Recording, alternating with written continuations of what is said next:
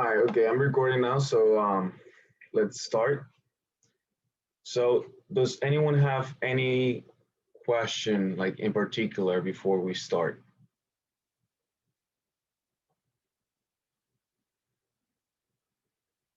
No one? Oh, I do. You can hear me? Yes, I can hear you. Yeah, I have a question about question 3 and then Mhm. question 6. Okay. All right. So, what do you want to do in question three? Is it about the prompt? Uh, it's mainly about just if I did it right, because I'm Okay. not sure. Okay. Like I got to an answer and it seems logical, but we were going over this with a friend, like comparing, like, we just couldn't get to like agree is this right or wrong. So Okay. Okay. Well, so if you already tried it, let's start from number one, so you can have all a right, discussion in detail, right? all right. Okay. So we're gonna start with question number one. So let's read it off first. It says, write a program that adds the numbers from 1 to 15 that can be exactly divisible by 3. So what this means, oh, and actually I updated the assignment, like the prompts and everything, so it gives you a little more hints on what you have to do and or like what you have to get as an answer. So if you guys want to open that up so you can read it with me, so it would be better. So what number one's saying, I think you guys don't have a lot of problems with this one, but what number one's saying is that we're gonna have numbers from 1 to 15, and then whichever of those numbers is exactly divisible by 3, it's we're gonna add it, right? So does anyone have an idea on how to approach this? Who wants to like share with us? I do. Do you want me to share my screen or just talk about it? Just talk about it. We'll do it in my screen so we can, you know. Well, first of all, we need to set up something that gives us the numbers from 1 to 15. So I just did k equals 1 colon 1 colon 15. Mm-hmm. That should then we're gonna have to do a while loop Okay. where our index is gonna be equal to the length of k. Okay. And then within that, we can do an if loop, which is gonna tell our code that the numbers from 1 to 15 that are we're going to use the numbers that are divisible from by 3 from 1 to 15. So I did if a loop, like if remainder of ki comma 3 should Mm-hmm. equal to 0, so we have no remainder, meaning it's divisible by 3. Okay. Yeah, that's exactly like what you expect to do. And so I'm gonna teach you another way, which is basically the same thing, but this case using for loop because I'm actually more comfortable using for loop. So I'm gonna use that one. I'm gonna teach you guys that way. But if you use for loop, while loop is still correct. Your sum at the end is gonna be 45. If you got 45, then you're good. So let's start. Like you said, we're gonna have a number or a vector that goes from 1 to 15. So I'm gonna set my for loop. I'm gonna set b equal, all the numbers from 1 to 15. We don't really need to do this, but just for the sake of, making sure it's set, we're gonna have a space of 1 in this vector. So it's gonna do 1, 2, 3, up to 15. So now we're gonna use our if statement. Since we want the number to be exactly divisible by 3, we know that when we divide by 3, then the remainder is going to be 0. So we're going to use our remainder function. You guys are seeing my screen okay, right? Yes.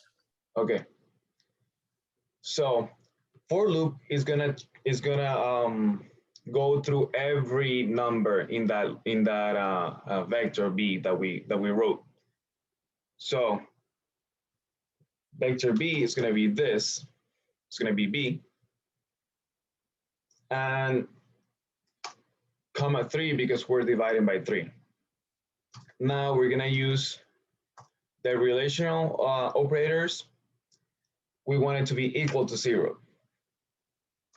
So if this is true, we want to add.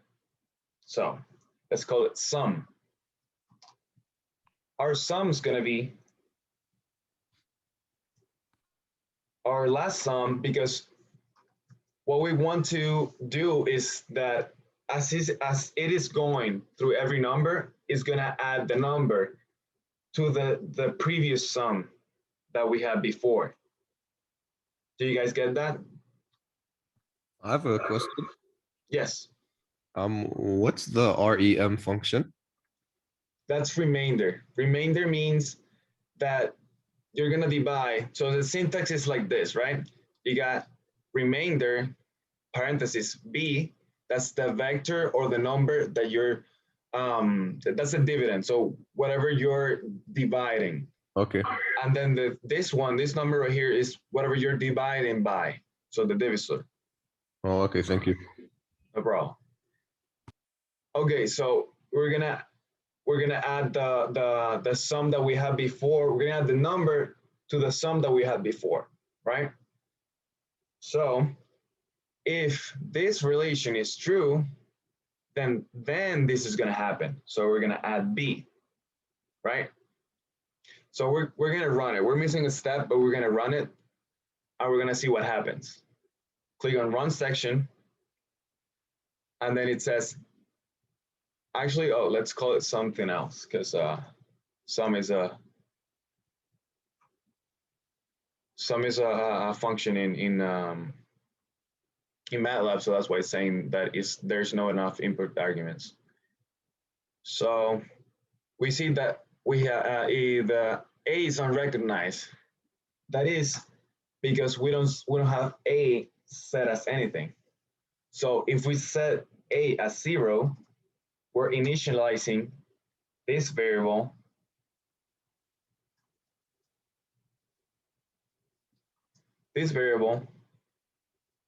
So if A is 0, it's not gonna add to the sum, which means that it's not gonna, it's gonna initialize the variable, but it's not gonna change our answer. So we're gonna run the section again, and we should get 45 as our answer. If you see here, we're looking at every step. So first, A0, because it's going to 1. Like it's starting at a 1, so it checks if 1 is exactly divisible by 3, which is not, so sum is still 0. Then it keeps going to 2, it's not, so it doesn't add it. Then it goes to 3, which is exactly divisible by 3, so it adds it. Does the same with 6, so 3 plus 6 is 9, and it goes like that until we reach 15, and the sum is 45. Do you guys get that?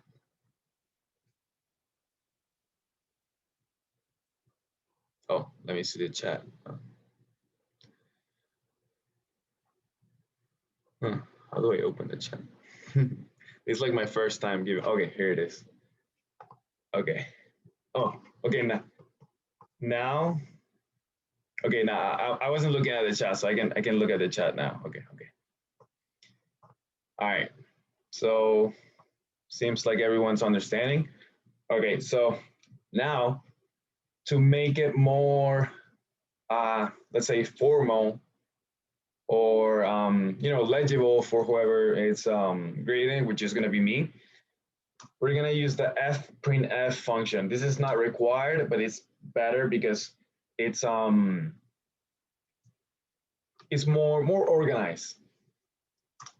So how you use the fprintf is that you define this the format, which is going to be this, right? The sum is, and then you do percentage I. That's gonna be your like the prompt that's gonna it's gonna appear. You guys are gonna see it when I run it again.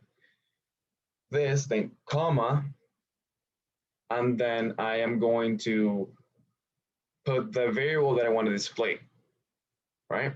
So I'm gonna put a semicolon here so it doesn't show any of this calculation that it's doing. So now if we run it, let me do it here too. So now if we run it, it says the sum is 45.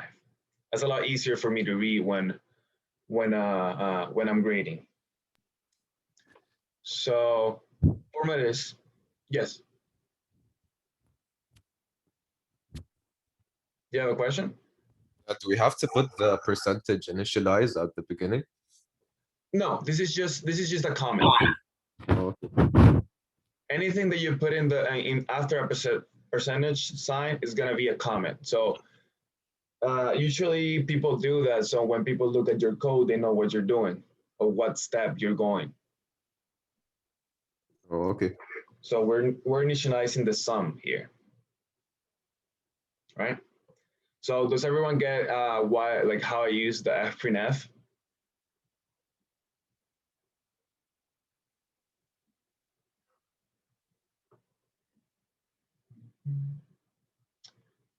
Okay, so let's go to question 2. Okay, does anyone have an idea wants to share with us how to do question 2?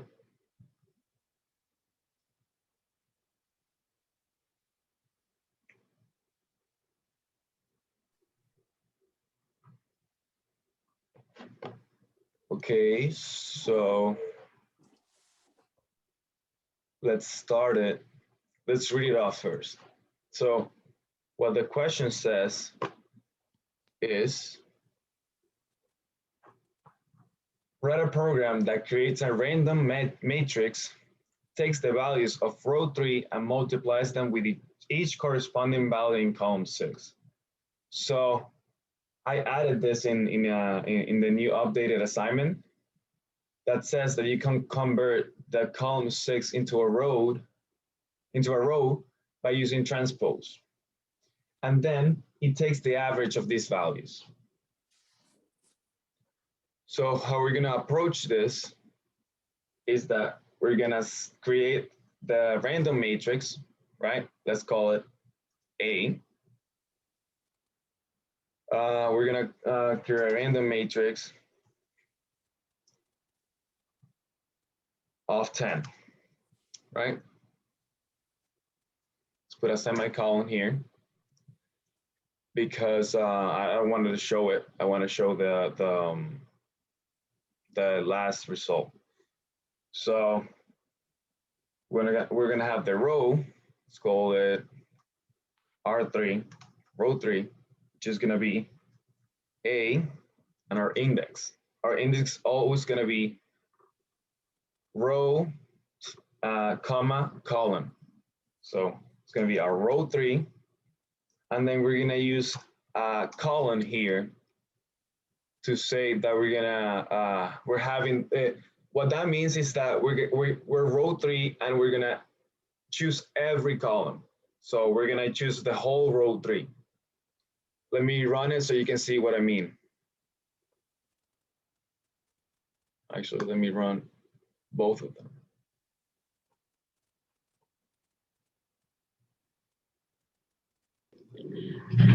When we are running our program and we submit it, do you prefer us to put a semicolon after it so that it doesn't show that line of work and it only displays the end?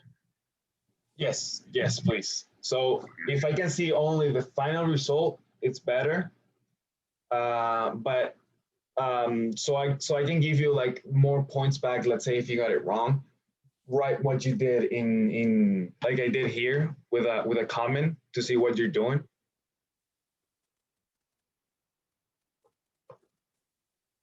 So as you can see, let's look for row 3. This is 1, 2, and 3. And we see that R3 is row 3, Of course, it's not showing the whole matrix here, but we can see this 3112, 2290. So it chose row 3. So we know that that did it correctly. So now we're going to choose column 6. Let's call it C6. We're gonna use index again. This time, what do you guys think we should do for column 6? column 6 or Column, comma 6, exactly. So what this is gonna do, same thing. The column means that it's gonna be every row in this column right here. So it's gonna choose, actually we can't see here because it's, yeah, I'm gonna have to, yeah, there you go. So it's gonna be 1, 2, 3, 4, 5, 6. Should choose this column right here, right? So, like I said in the, actually let's run it. Let's see. Let's run it so we can see which. Okay, so we got the row and the column. Every time it's going to change because it's random. So every time it runs, it's going to do another, like a different matrix. So that's why the number keep changing. So how I say it in the assignment, it says that we could convert the column 6 into a row to then multiply by each corresponding value. So by doing that, let's call it column 6 dash R. So what we're gonna do is we're gonna convert column 6 into a row, and transpose in MATLAB is the apostrophe, right? So we're gonna run it again so we can see what it's doing. So we see right here, it's picking row 3, column 6. And then our column converted to row, it's this one, as you can see. First element here, it's the first element here. Second element here, second element here. That's what it does. So we're gonna go, let's put the semicolons here. And then let's do our multiplication. Let's call it mult. Multiplication is gonna be, what do you guys think it's gonna be for this one? C6 underscore R times R3. 6 underscore R times R3. Okay, does everyone agree with this?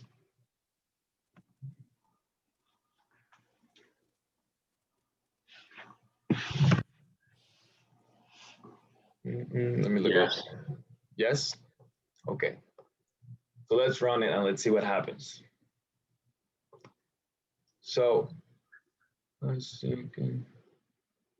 Do you need a dot? A dot, yeah, that's what we're missing.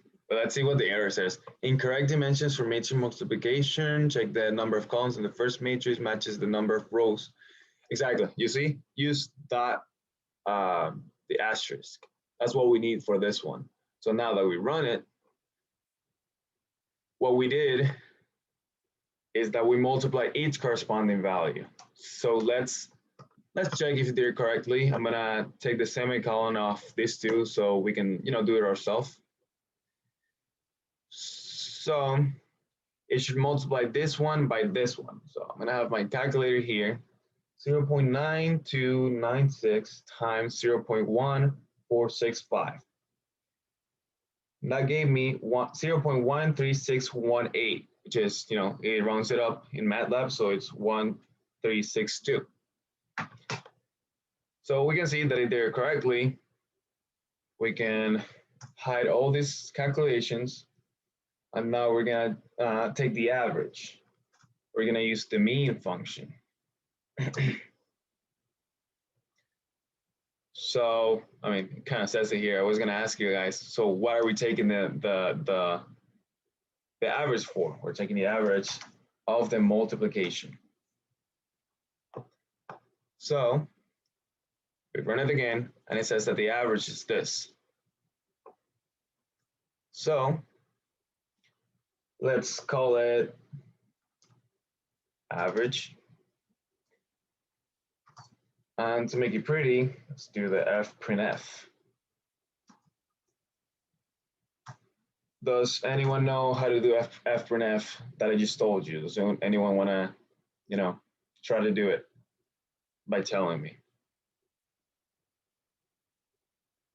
Is it fprintf parentheses and then I forgot the name, the little dashes?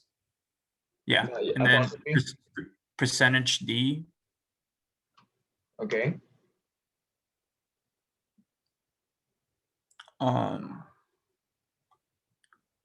Comma. Okay. Average, right? Yes. So what this is gonna do is just gonna print this number right here. So if we wanted to say something, we can do it before the percentage I. Let's say the average is column. That this column is like, like it's this. You could do this too if you wanted to. What's the difference between %I and %d? I think there's no difference because I know some people use %d. Let's try with %d because I only use percentage I and it works. Let's try with %d because I do not know if there's a difference. So let's see. You see, it's the same thing. You can do either percentage I or percentage d. Okay. Okay. So everyone okay with question 2? Does it make sense?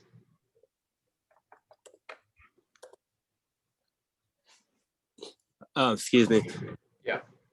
I have a class starting at 1:30. I honestly needed help with just the last 2 problems. Well, no, actually it was just the last one because I figured out the second to last. But is it being recorded? Yes, I'm recording it right now, and then I'm gonna post it as soon as we finish. Okay, sounds good. I appreciate it. No problem. Thank you. Okay, I don't know what happened to my chat. It's not letting me open it.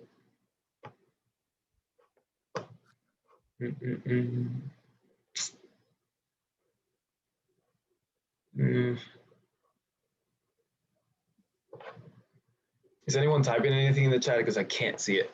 I don't know what happened. Oh, I can see it now. Oh, okay. Cool. Okay, I can see it now. Sorry about, I'm not ignoring you. I just couldn't see it. Never mind. Yes, put the P before. Yes. Okay. All right. Let's go to question number 3 now. So if you do, because I saw in I think it was assignment 3 or 4, 2 or 3, that people were saying that when something doesn't, when there's an error in the code, it doesn't like, it like stops running. So to avoid that, and you don't have to run the whole thing, you can do section break. That's what I do. So I can just run that section and I don't have to run the whole thing all the time. So let's do question 3. All right, let me see.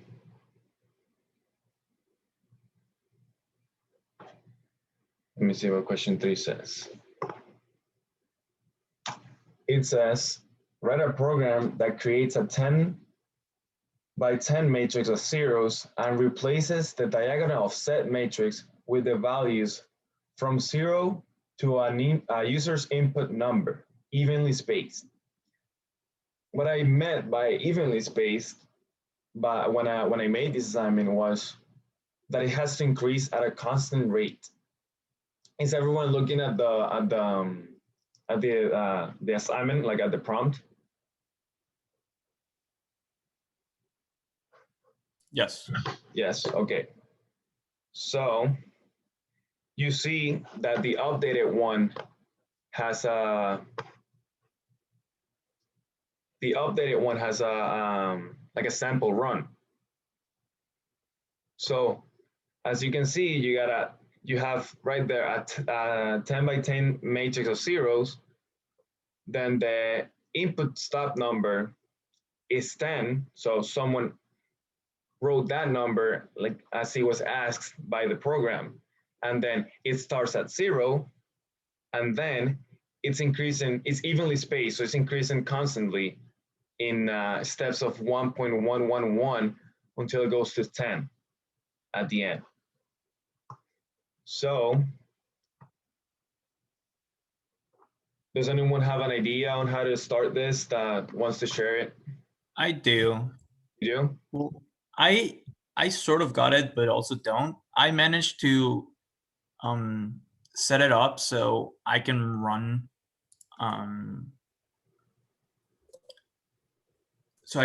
like do my diagonal, but instead of the program automatically doing the numbers from 0 to the input number, I have to input each number individually.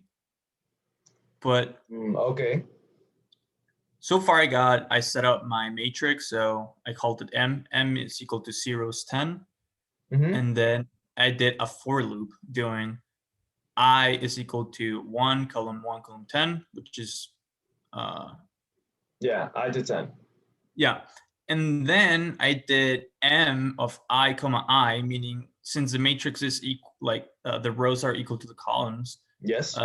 It's always going to plug in that value. So then, and then I set that equal to input and then enter input number. So then I can plug into my code numbers 1, 2, 3, 4, 5, and it's going to plug them on the diagonal, but I don't know how to do it where I can just plug one value and it's going to automatically take it to 10. Okay, yeah, I know what you're doing, and I know the solution to it. Okay. So what we're gonna do, okay, let's create our matrix. Let's call it A again. Zeros, 10. That's creating our matrix. Then we're gonna do what you said, right? We're gonna have a for loop of I going from 1 to 10. So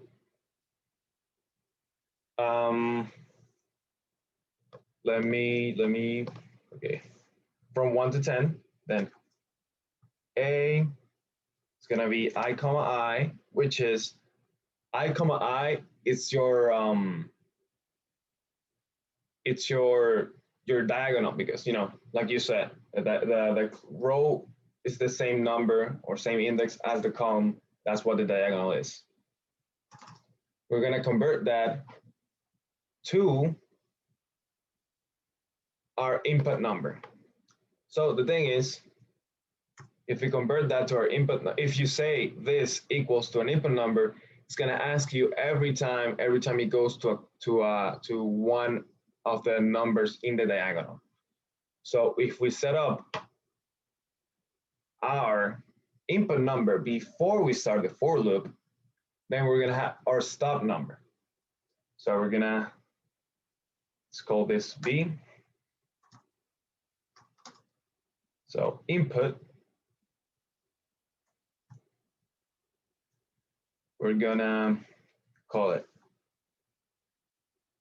input stop number, right? So let's do it first so you can see how this how he asks for the stop number.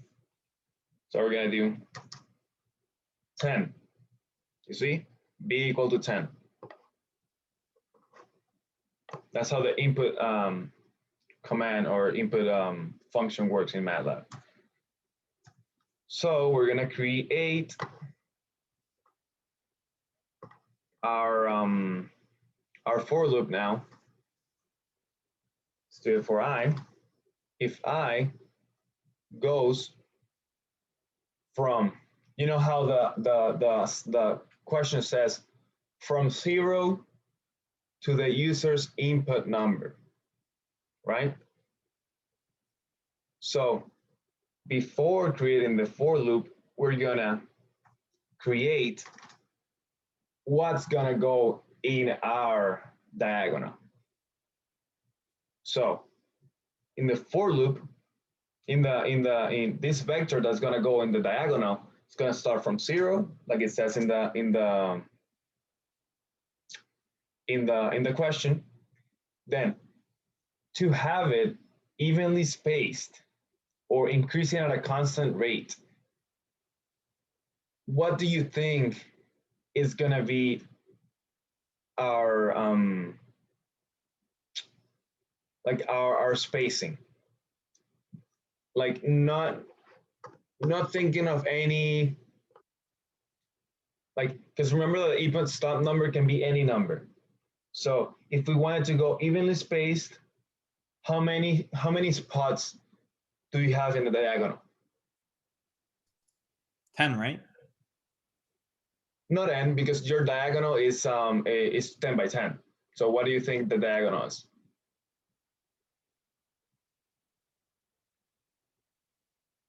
Do you get my question?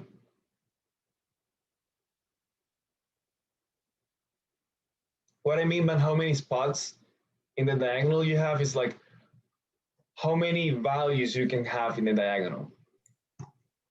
Not 10? 10, yes. Oh, yeah, sorry, I said that. Yeah, so 10, right? So to have it evenly spaced, we gotta have our B divided by, what do you guys think?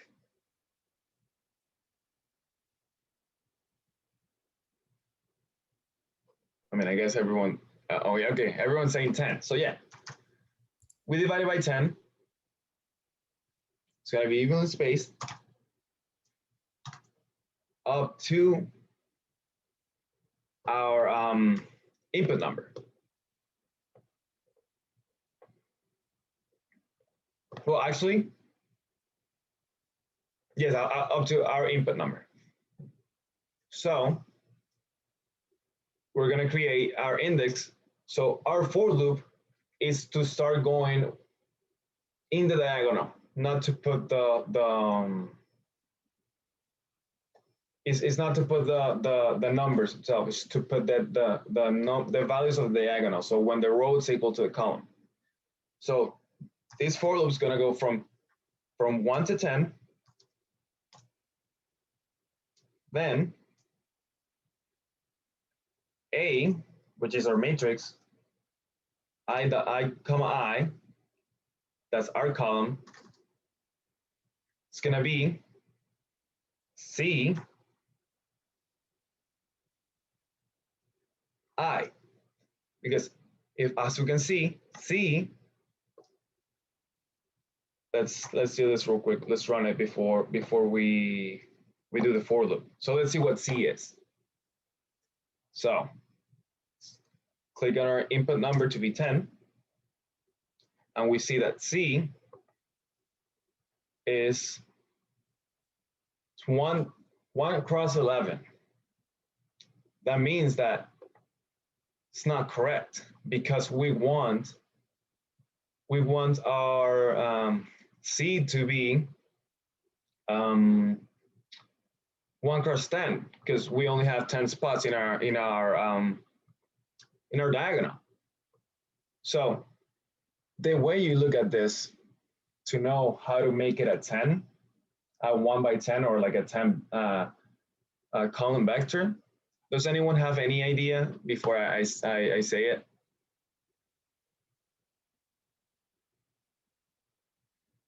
Can you repeat the question?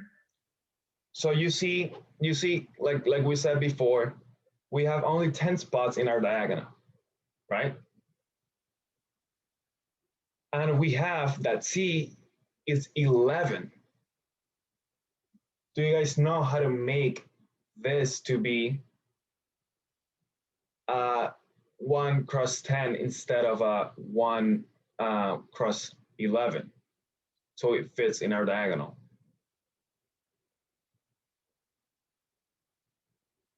Do you guys get what I'm saying?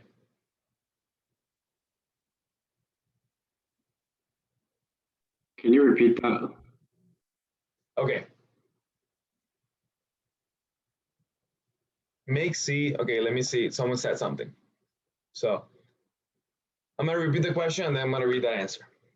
So what we're gonna do, we have 10 spots in our diagonal, like we already discussed.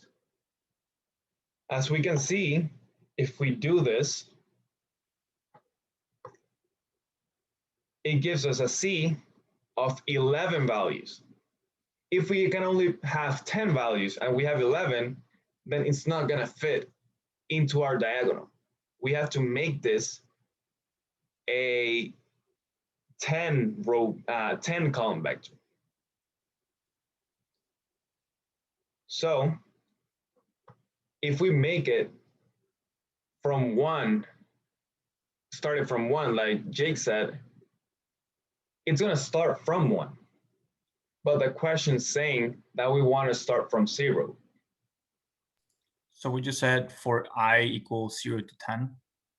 0 to 10, but remember that we have to have it evenly spaced. And to do that is that since we know that 0, that our first value in the diagonal has to start always at 0, then the other numbers we have, like if the first value of the diagonal is always going to be 0, then we only have the other 9 numbers to make them evenly spaced, because 0 is going to be always 0 in the first value. So if we divide this by 9, you see what this is going to do. Make it 10. It's going to start from 0, and then it's going to go constantly increasing at a rate of 1.111, like that, up to 10. And now we have a matrix of 1 cross 10. Do you guys get like what it changed?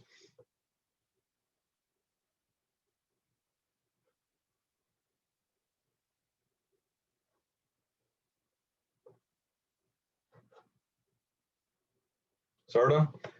Okay. So what it means by this is, since I'm going to repeat it again. So the first value of our diagonal is going to be 0, right? Then the rest of the values, which is going to be the rest of the 9 values we have, are going to be the ones we can change. So if we know that it always has to start 0, then we divide our stop number by 9, so it increases constantly. That's like the approach that I did for this question. Although you can do it some different way. I mean, you can really, there's like infinite possibilities in MATLAB, so you can do it whichever way you want that works, you know? So since we got that already, let's go to our for loop again. And like we said, II, which is our diagonal, it's gonna be CI. So CI is gonna be, you know, your value in that vector C. So let's run it and let's see what it gives us. Let's do 10 again. We can see that it starts doing that. It starts doing all the calculations. We see that our first time is going to put the 0 here, which was a 0 before, so it doesn't matter. Then it puts the 1.1, the 2.2, all the way until we do 10 by 10, until we get to the 10 by 10, which is gonna make it 10. Let's see. You see? So it's doing what the question was asking. Started from 0. It's increasing constantly at a rate of 1.11, like you can see here. And then it ends at the user's input number. So let's hide all these calculations and let's just display A. And let's do another number. Let's do 20 to see if it works correctly. Let's see.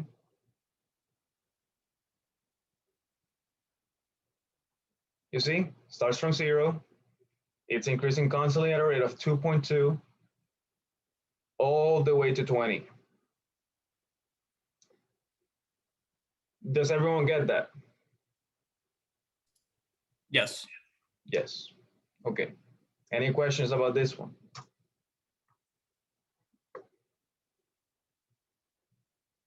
Okay. So let's start with question 4 now. Okay, let me open it, see what it says. Okay, so question 4 says, we're a program that asks the user for their last 3 midterm grades and final exam grade. The 3 midterms have the same grade weight of 23.3%, and altogether are worth 70% of the total class grade. The final is worth 30% of the total class grade. The program will calculate and display their final grade with a letter grade corresponding to it. And then you got the table there, what each letter grade means. So A is from 90 to 100, then B from 80 to 89.9, and you keep going. So does anyone have an idea on how to start this? I do. I got it running and it works. Got it running? Okay, Yeah. how did you do it? So first of all, I just set up to extract a value for the grades. I did for both midterms 1, 2, 3, and the final. I did an input function. So input, enter midterm grade 1, 2, 3, and enter final exam grade. Mm-hmm. Then what I did, I set up another variable, which is, for example, for midterm 1, I said midterm grade 1 is equal to the value we inputted times 0.7, so 70% over 3, because we have 3 midterms, and it that for all 3. And then final grade times 0.3, which is the 30%. And then after that, I set up one less variable called final grade, where I add all of those input values multiplied by the percentage. And then I just set up a if and else if loop saying, if the final grade is greater or equal than 90, then display letter grade is A. And yeah, that's it. Okay, well, that's exactly what you're supposed to do in that question. So yes, if does anyone want to go over this one, or should we go to question 5 and 6, since that's what most people were having trouble with? Question 5, okay. All right, let's do another section break. So question 5, right? Let me read it. Okay, question 5 says, write a program that uses Euler's method to solve the following initial value using a step of h equals to 0.2 seconds. Knowing that the analytical solution is this, make the program calculate and display the true error at t equals to 1 second. Okay, does anyone want to share how they did it, if they did it already?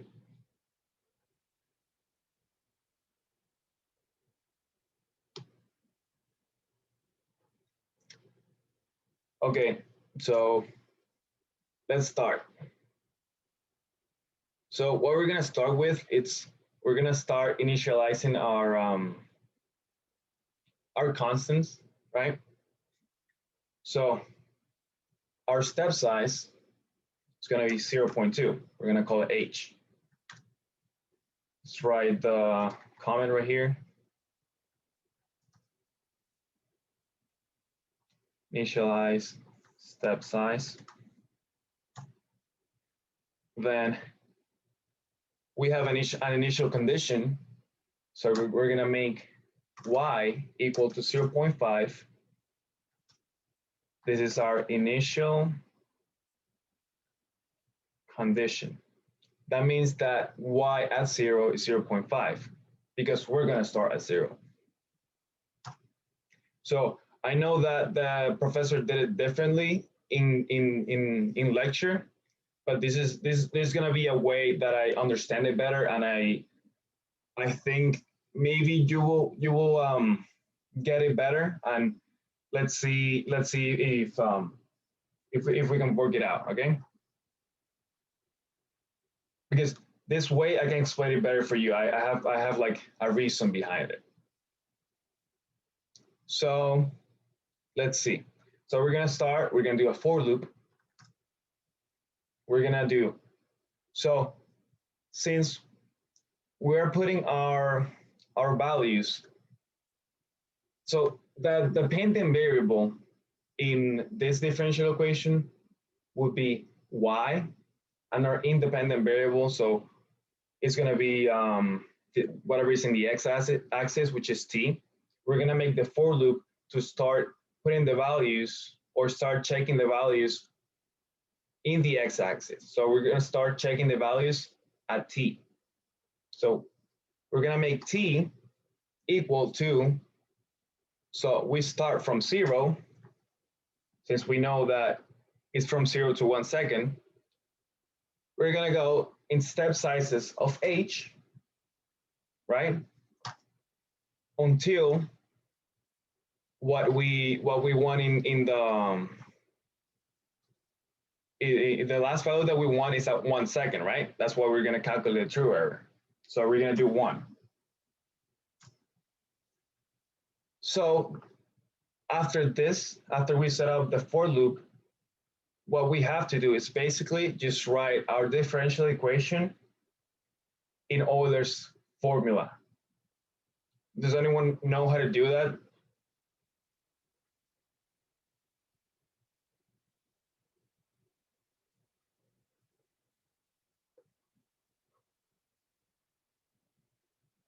Okay, so let's start.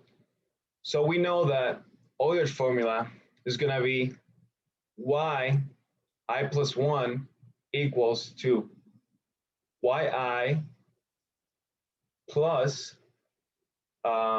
your equation times h, right? If I'm not mistaken. So it's going to be y, this will be your I plus 1, so your next value. It's going to be yi, which is the value you used before, plus your function, which is, in this case, is y minus t,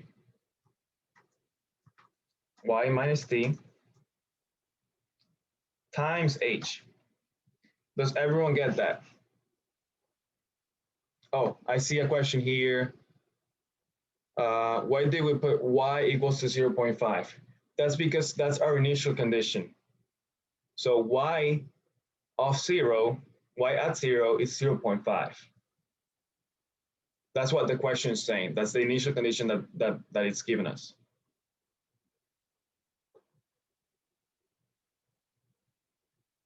So let's keep going.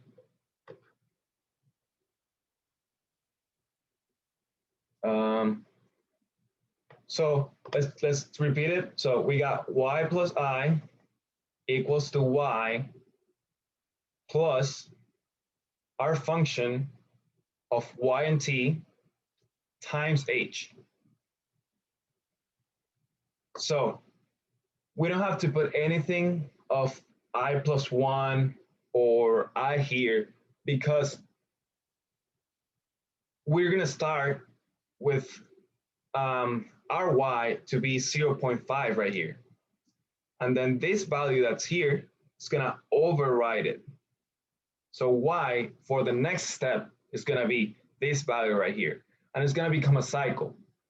So our new y for the next step is gonna go to this side right here, and it's gonna start repeating and using the value from the last iteration.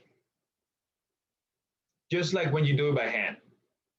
You use the value from the last iteration and keep going and keep plugging in. But we're gonna stop at 1 because that's what we wanna evaluate. So now let's run it and let's see what it does. So we get that our y on the, so we know that our at 0 is 0.5. So then the next iteration is 0.6, keep going until we get in our last iteration with 0.70. So now, since we had to calculate the true error, we're going to create a function to calculate the value at 1 using our analytical solution.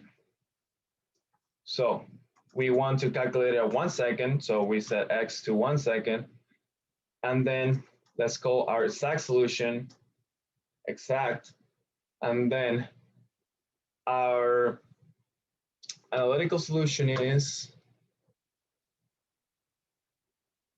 t plus 1 minus 0.5 e to the t. I'm calling this x because I already have t here, so I don't want them to mix them up.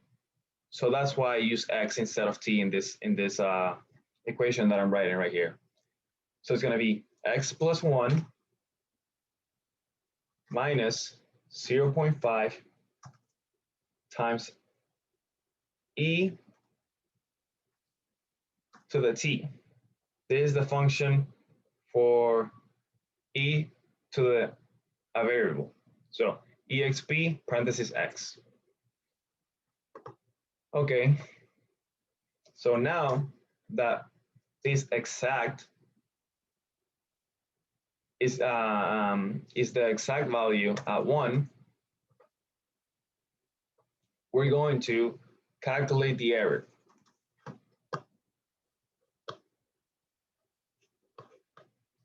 So our error is going to be, our true error is going to be the difference between both of them. So we're going to have exact minus ry, which is the last iteration we had. So let's calculate it. Let's hide this, and let's just put it here so we can see all the values and hide all the calculations. So we can see here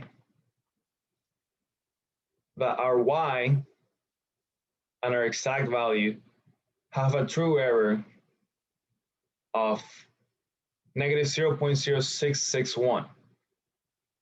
So, but there's something here that we have to do, because the error, it's even lower than this. Because let's say, because I checked it, I did it by hand, and the error is actually less than this, right? So what we have to do is that, you guys know in Euler's formula that this, your last iteration is your y of, let's say 0.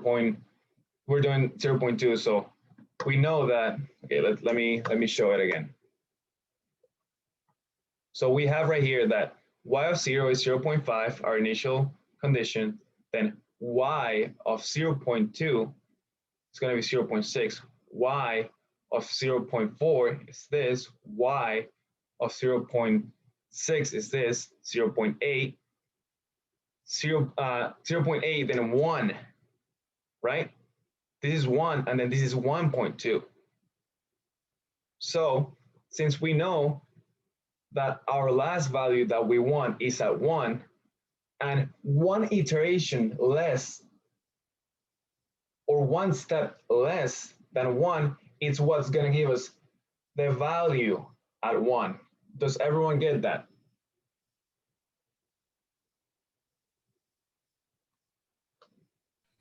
What I don't really understand is that yesterday when we did it in class with the professor, our first value for y was 0.5 and our last value was 0.75.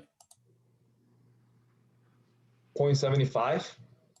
Yeah, 0.7558.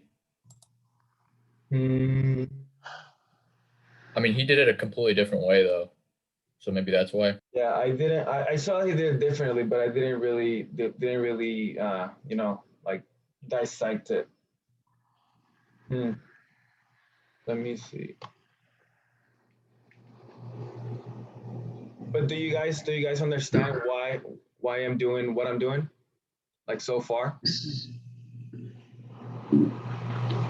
Yes. Caesar, what you were saying before is that, like, since your last t value is equal to 1, you're basically finding the result for 1.2 rather than Yes. 1.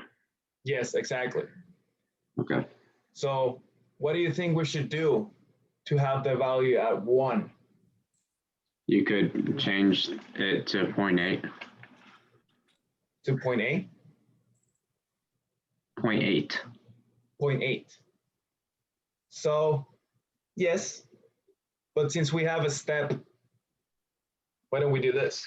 Minus h. Oh, yeah. Yeah. So now we run it, because the thing is, I know this because I did it by hand to check it, that it was running correctly. So now if we run it, our step size is going to be smaller. It's going to be 0.1150. Since we only Caesar, can you hear me? Yes, yes. Okay, perfect. So can you zoom in the live editor? I think Control plus, if you click anywhere and do Control and scroll up. Okay. Oh yeah. Yeah, better. Okay, okay. Perfect. And also you can cross the welcome to live editor probably. Oh, there you go.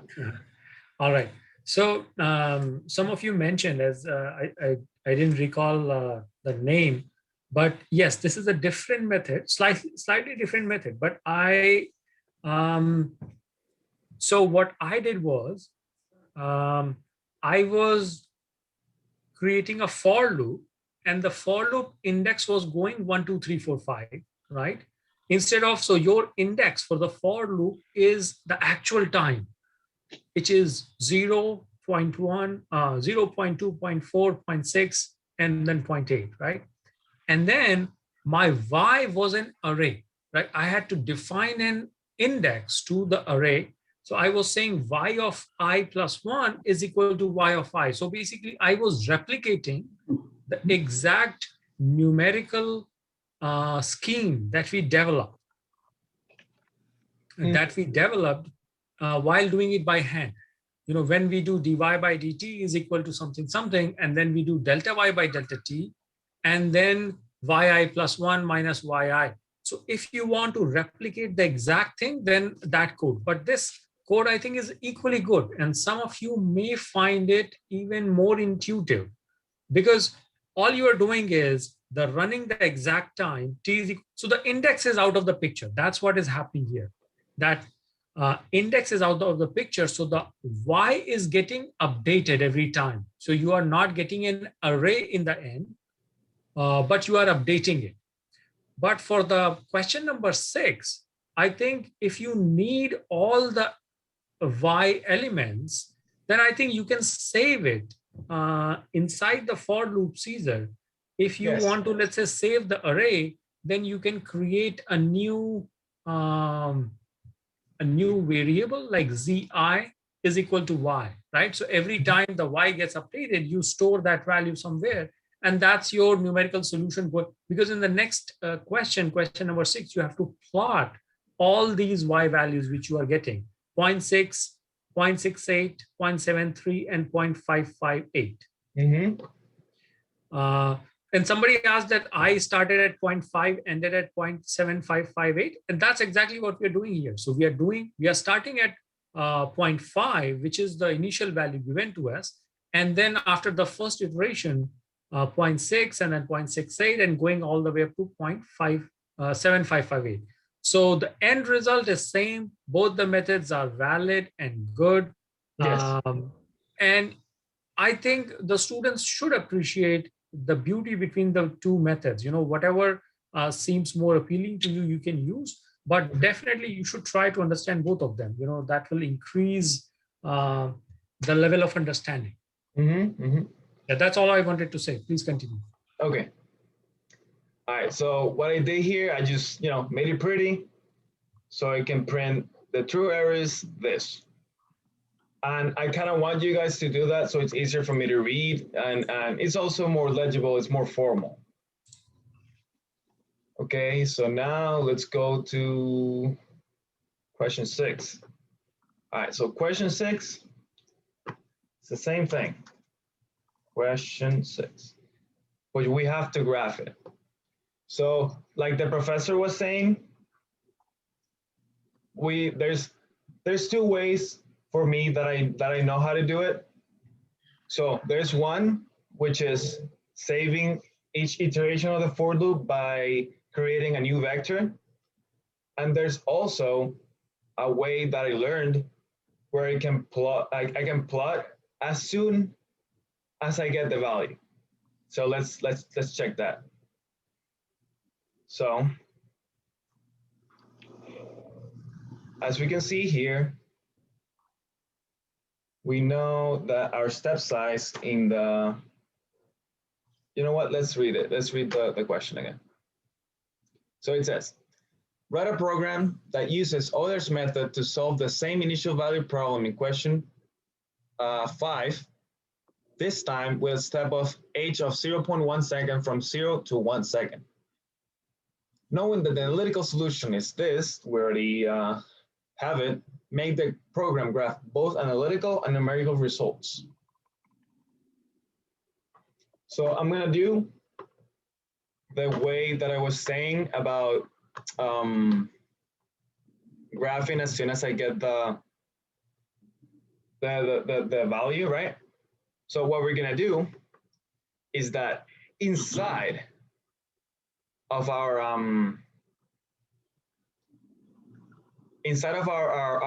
for loop, I'm going to make a plot, right?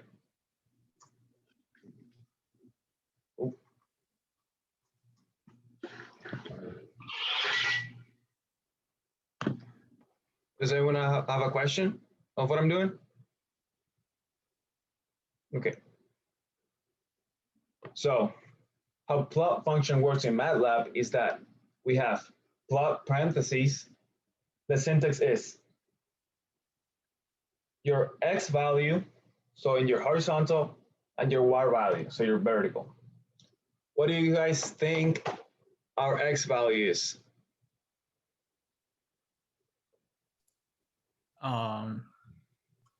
H.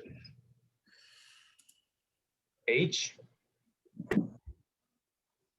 So what about because you're remember that H is a constant that is the same value every time. Wouldn't it be T? T, exactly. So T, and what would your y value be? Your vertical. Y, right? So let's run it and let's see what it plots, right?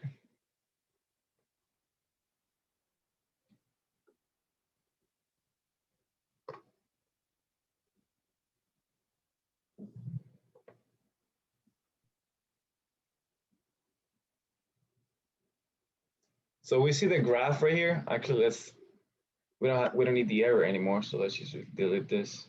For this question, we don't need the error. But as you can see, the error is smaller. So that means that every time we decrease the step size, the error decreases too.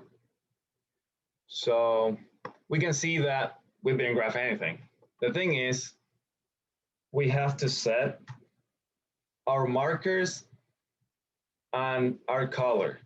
Well, the color doesn't really matter because I think blue is by default, but we need to set our markers. Our markers will be every point. You can do, let's do an asterisk. Let's run it again.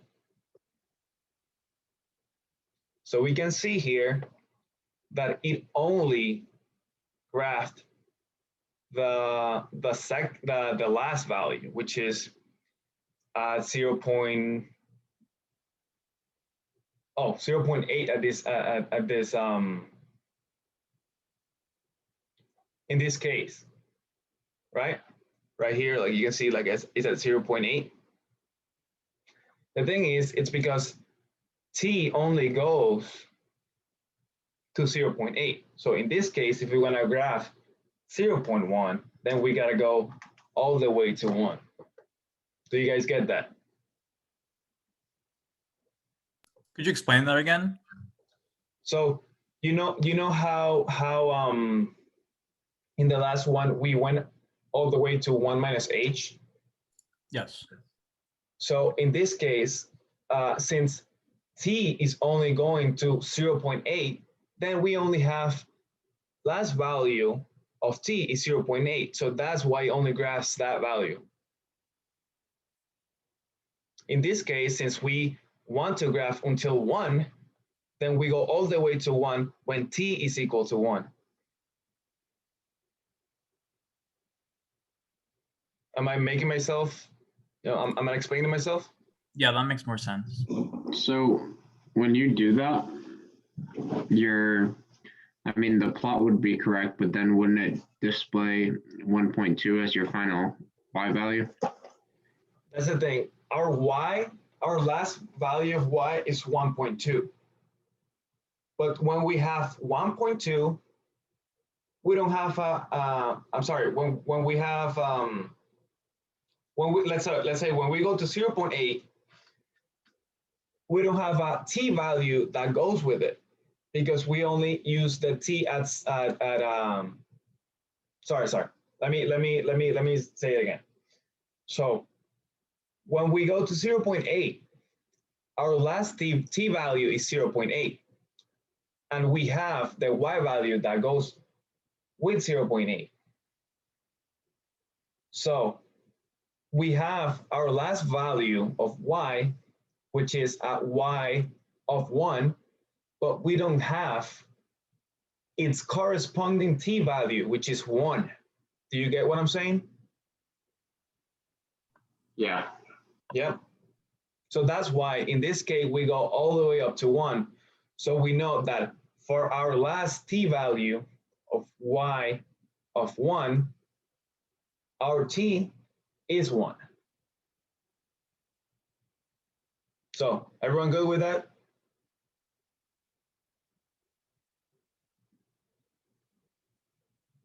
Also, I don't come up with this on the first try.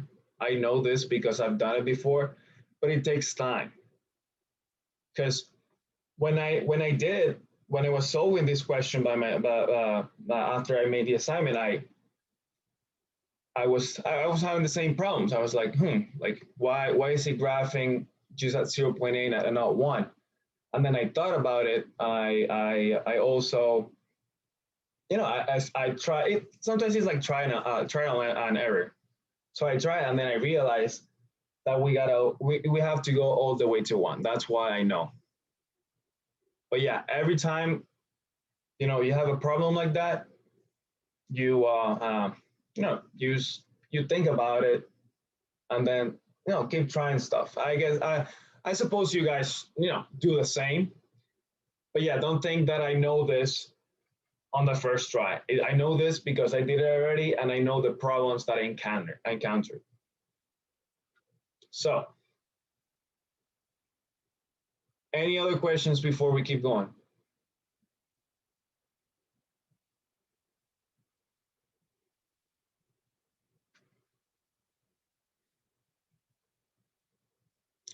Okay, so if there's no more questions, let's keep going. So we can see that we're only graphing the last point. That's because y overrides our past y every time. So what we have to do to store all of our y values in the graph, we have to tell the graph, hold on. Like, hold on, I'm gonna graph something else. That's what it means, basically. So let's run it again. Invalid expression. Check for missing multiplication operator. What's this? To construct matrices. I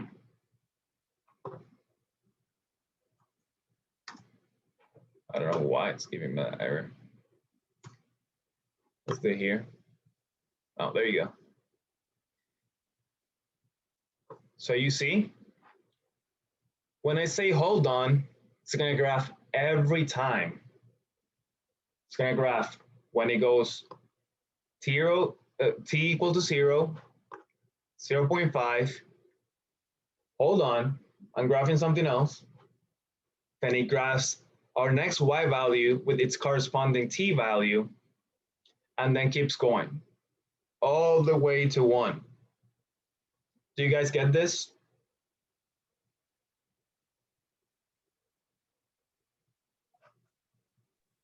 So y or hold itself is a function, and then on is what is making it plot all the points. Well, when I learned it, I just learned that for plot, when you say hold on, it means that I'm not really sure if hold does something else other than that. I'm sorry, I don't really know. So hold on, like, that expression is what, like, so it plots it after every single loop. Yes. So what it means, like I said, it's like, hold on, I'm graphing something else in the same graph. Okay. So you see how, since they're all different points, they all have different colors.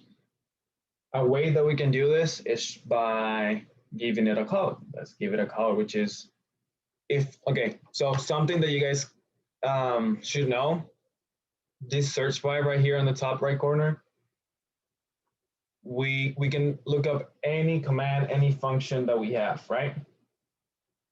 So let's call it plot. And that's gonna give you the syntax of the function, right? So I think it doesn't. Okay, line spec. You can see, if you go to line spec, you can see what each means. Then you have you have a line style, solid line, which is default. Then you have a marker, you can do any of these markers. Then you have a color. We're gonna use blue, so I just put B. So you literally have to put them all together. Okay. Do you guys see the screen correctly? Yes. Okay. So let's make it blue. We have an asterisk as a marker, and let's make it blue. So all of them are going to be blue. You see? Now, what we have to do is we have to graph the analytical solution. We have to graph that function that they gave us. So what we're going to use line space. Line space, what that means, it's going to generate a linearly spaced vector. So we want what's x1 and what's x2. So our x1, what do you think our x1 is? So like it would be like a general evenly spaced vector from one number to the other. So what is our first number?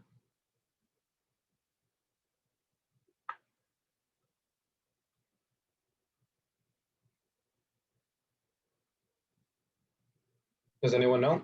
0, yes. What's our last number? Would it be 1? 1, yes. That's what we want to graph, from 0 to 1. So this is going to create, x is now a vector. It's a vector. So let's look up this. Let's see what it exactly does.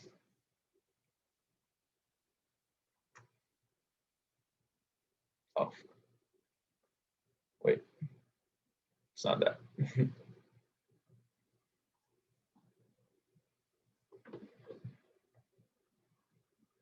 Okay, so it returns a row vector of 100 evenly spaced points between x1 and x2. So it's going to give us 100 points between 0 and 1. That's what it's doing in our case. So we have our vector. We have our analytical solution. Now we just have to plot it. What's our x going to be? Our horizontal value.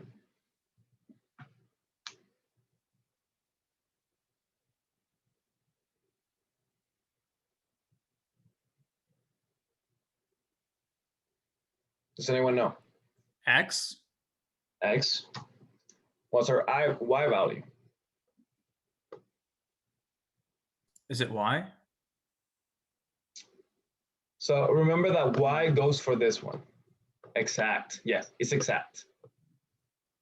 Because y is for this one. That's why I called x and this one exact, because I don't want them to mix them up. So I give them different names. Exact.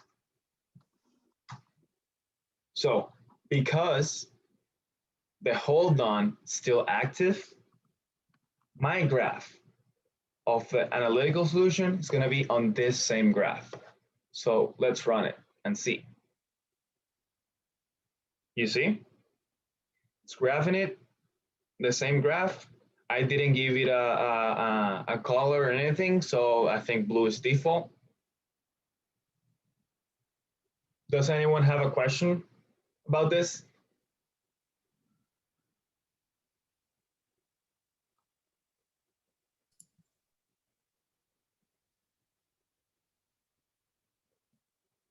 Okay, so no questions. I'm going to do something else. Okay, I'm gonna show you like how this how the others method reacts to decreasing the step size. And this is a graphical way, so it's a lot, you know, it's really interesting because you can see, you can see how it gets closer. So we're gonna do a step size of 0.01, and you're gonna see how it gets closer. It's gonna take a little more. It's actually graphing this one again because I have to clear all my stuff.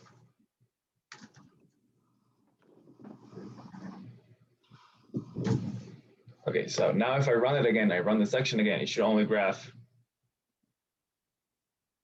this two.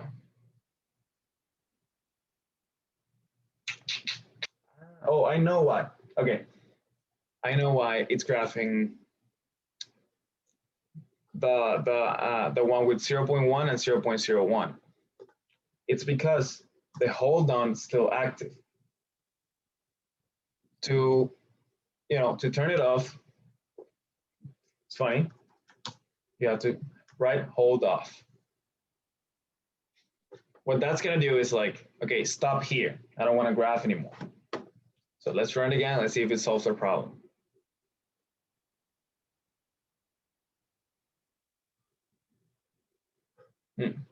Still doing it. Let's clear. clear all. Let's run it again.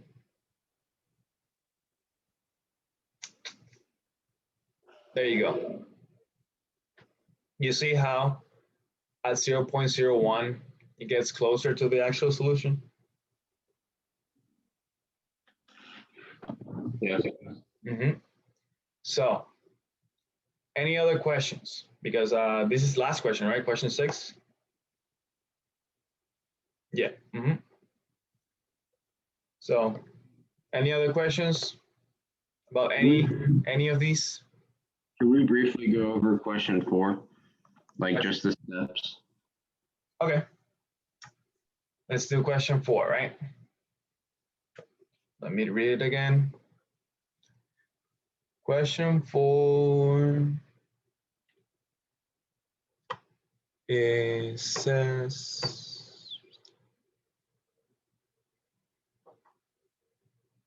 okay, write a program that asks the user for the last 2 midterm grades and the final exam grade. Okay, so let's call this midterms.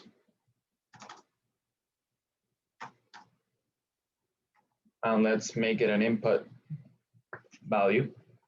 Input. So this is how I did it when I solved it. So you don't have to, give all midterms in you don't have to give all midterms in like separately. So this is what I did. Input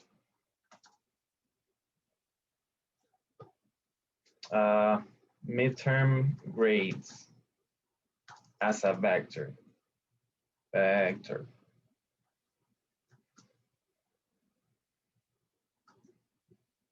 Like this. Let's see. A,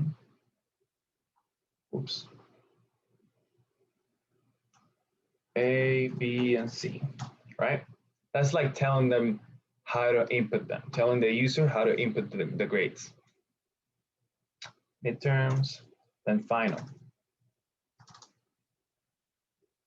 Okay, so for the final, I'm gonna do the same. Input. Input. Final grade. This is just one number, so I'm not gonna tell them how to do it. You just have to put a number. So we know, that our midterms are worth, all of them are worth 30%. So midterm, sorry. I guess midterm weight. Let's call it midterm weight for the whole class, right? We're gonna sum. Actually, we don't have to sum them. We can just use mean. Mean, since all of them are worth the same, but in total, they're 70% of the class. That's why I wrote in there that 23.3% each, because 23.3% times 3, 69.9, which is it's 70. So we're gonna take the average of all of them, which is midterms, and multiply by 0.7, right? Does everyone get this? Check the chat. Yes. Yes. Oh, and yeah, you Wurgle, no problem. Everyone, remember that I'm gonna be Monday and Wednesdays from 1 to 2:30, which is 2:30 already, but let's continue. So, stop by. You can ask me anything. I haven't, I've only had like 3 students go. I'm bored. Please come visit me. So yeah, let's continue with this. Thank you so much. Thank you for coming. Okay. Thank you for your time, man. Appreciate it. No problem. So now let's do our final weight. Call it this. We're just gonna multiply the final times 0.3,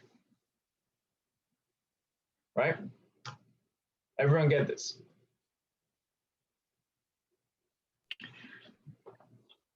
Yeah. So, and then you just add up the grades.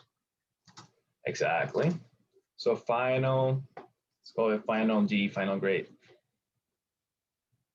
We're gonna add midterm W plus final W. So now let's run it. It's asking me for a vector. Let's do 90, something that we know already. So we know that if you get 90 in all of them, your last is going to be a 90.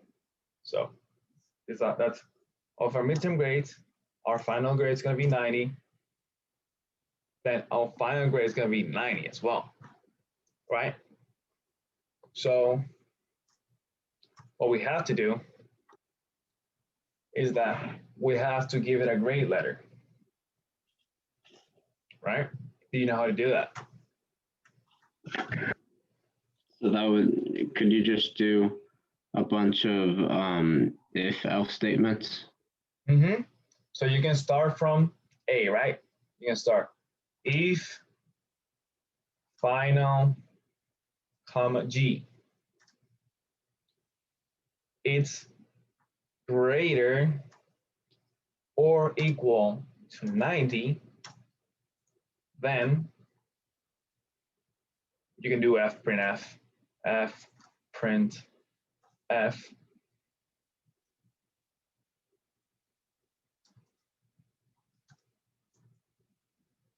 Your final grade is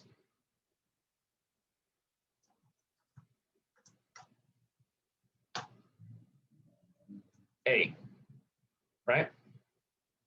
Let's give it another space. Oh, let's give it another space. And then our variable is final comma, final G. So let's run it again. Still the same, 90, 90, 90, 90. Your final grade is 90, 8. You do the same, you can do else if. And then you do your other, the other relation that you're checking, which is for a B, and for a C, and for a D, and then for an F. Okay, that makes a lot of sense. Thank you. No problem. Does anyone have any other questions, or can we leave it here?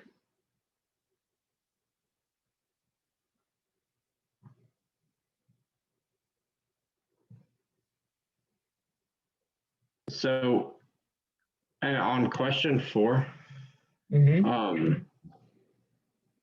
at the end of,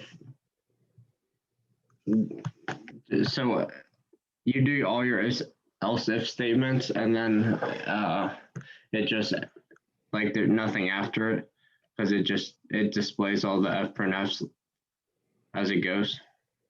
So what you have to do, like, I don't get your question. What, can you repeat it? I mean, like, actually, I think I understand. So yeah, you just gotta make your next else if, which is gonna be if this one is let's do this last example. So it's gotta be greater or equal to 80, and final G, it's gotta be less than 90, right? Yeah. Less than 90, because it's between 80 and 90. Okay. Which what this means is that it like 90 is not in the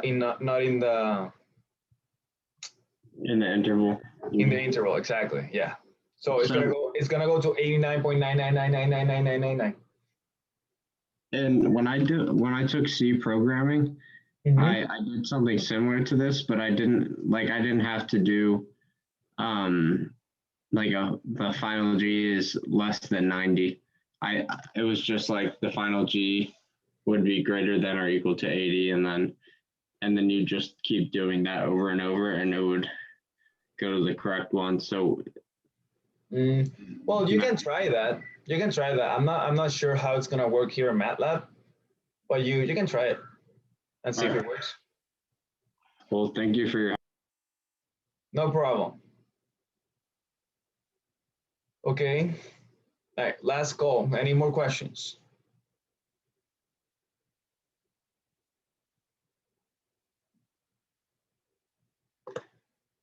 Okay, so if no one